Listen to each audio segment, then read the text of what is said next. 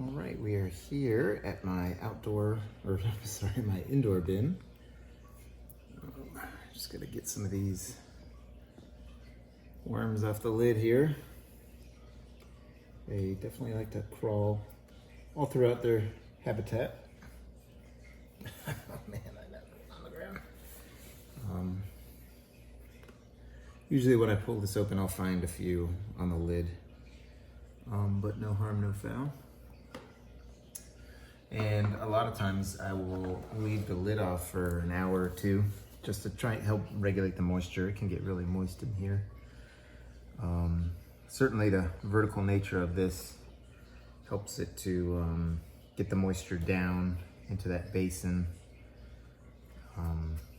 at the bottom of the Vermihut here.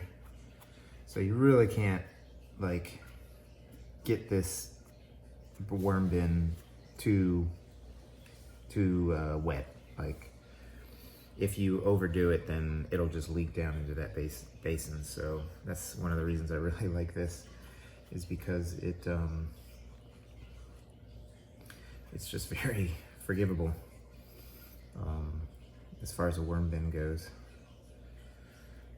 Alrighty, we'll set that aside. Now it's been about 9 days since our last feeding, and I forgot my gloves, so I'll probably pause the video and get a glove real quick. All right, I'm back with my glove. So anyway, we fed pretty big right down the middle, and it was really mounded, and that mound is gone all the way down, almost level.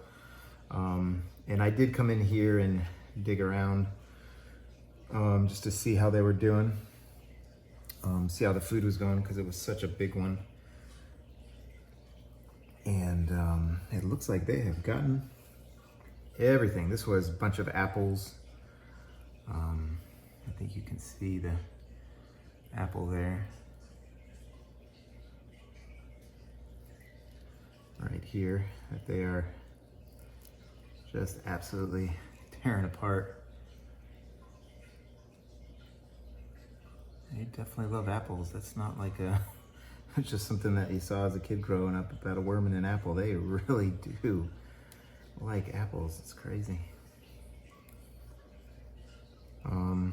So yeah, they've done really well going through this. And here's another apple that they're just absolutely devouring.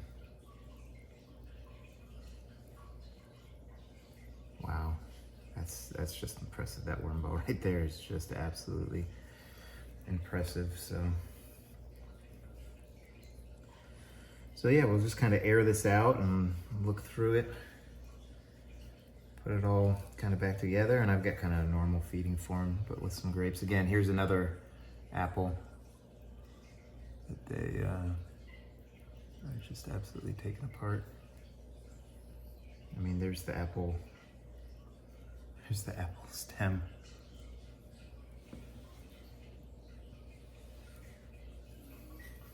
So yeah, they took apart those apples. I'll just kind of put all that stuff right back here. Trying to figure out where I'm gonna feed them next, I guess. On one of the sides. But I still want to dig through this other area. Again, just trying to air out some stuff. This is a peach seed, which I keep running into.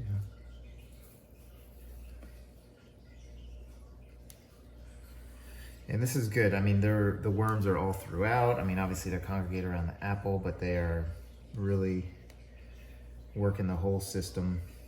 There's a lot of paper. I started with probably 2/3 or more shredded Amazon boxes. And then I put about 1/3 of the lower tray worth of castings and bedding in here. Here they've taken apart this apple, and all they've left is the skin. It's pretty impressive. Yeah, so now, I mean, I'm definitely seeing the paper kind of disappearing, getting eaten. They kind of nibble it on the edges, and then you just kind of see more and more castings everywhere, all over it. So again, just digging through here. So they're definitely, I can definitely tell more, I think, with the shredded paper slash cardboard. Most of this doesn't have any paper in it, but cardboard. I can tell that how they've done better than the cocoa coir, because although their castings are darker than the cocoa coir, it's just not as, it's all kind of, I don't know, soil looking to me. So this with the cardboard, I kind of like, because I can see what they've done better. Again, I'm not sure what the worms prefer or not, but as far as me, I think I prefer, just for visual purposes, the paper. But I will tell you this, the cocoa coir gives you a lot of confidence early on that when you start a worm bin, that hey, they're eating it, they're happy, you're not doing anything wrong. Whereas with the paper, you're constantly worrying about, am I doing this right? Is it moist enough or not? That kind of thing. So I did like that I started with the cocoa coir that came with the Vermihut. I mean, again, the Vermihut just kind of, for me, was an easy starter bin because it had everything you need minus the worms. And it just kind of gives you confidence when you don't know anything other than what you've kind of researched and studied and looked up and saw what other people do. So yeah, I think we're ready. I'm gonna put the food, I think, right here. I'll just kind of make a trough for them. And I'll lay down some bedding right in here so they've got some moisture. And I think some of this paper is really getting used. So I'm going to, I've used a little bit of bedding, as you saw right there, and then I'm gonna put a bunch of this. This is, I mean, 100% completely dry, to help absorb some of the moisture of the food that I put in. I just save our veggie scraps and then freeze them. And you know, that kind of helps break them down a little bit physically or mechanically, however you say that. And then when they thaw out, it adds the moisture straight in, so that will help with the absorbing. Now I got some of these grapes. I'm not going to put a whole bunch in, but I am going to squash them so that I know that they have an entrance into the grapes, so they're not trying to penetrate them. But I know the grapes are going to add just a ton of moisture. Again, I'm not big on the leachate that comes out the bottom. I try to minimize that. I do get a little bit. For fertilizer, I like to make the worm casting tea. So when I do my checks or after I fed, I empty the liquid out on my garden, but it's not my preferred method. I'll add some apples here because I know they like them.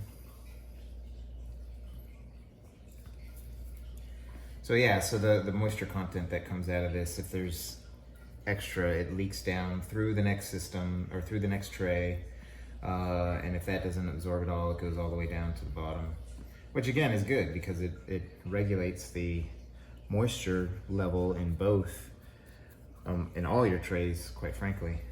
So it's a good design there. It's just you've got to do something with that liquid down there. And now we're just gonna put my normal shreddings from the juicer that we have. It's broccoli, kale, berries, that kind of thing. And I think we've set ourselves up for a good feeding here. It's been about, I think, 29 days for the second tray. 78, I think, for the whole system. And it's doing great. I mean, it's pumping out castings. I think the worms are at the minimum they're surviving. At the maximum, I feel like they're reproducing because I'm finding cocoons.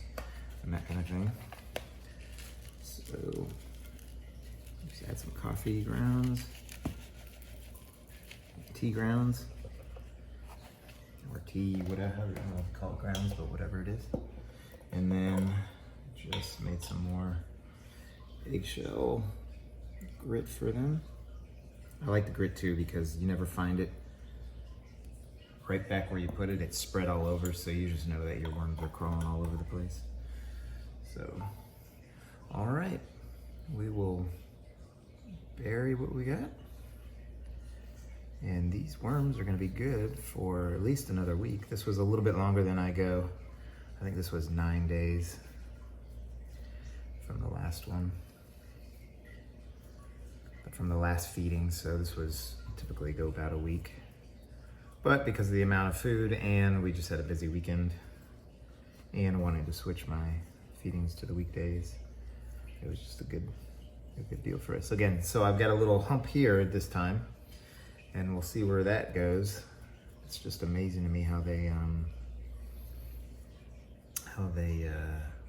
eat it down and then it just disappears. The hump disappears. This paper is probably its last deal because it is tattered. They're definitely eating it. It looks like a worn out pair of jeans or something, but they eat it from the edges and then they'll have some holes that they put in it. And of course I forgot the feeding indicator. Feeding zone indicator. Alrighty.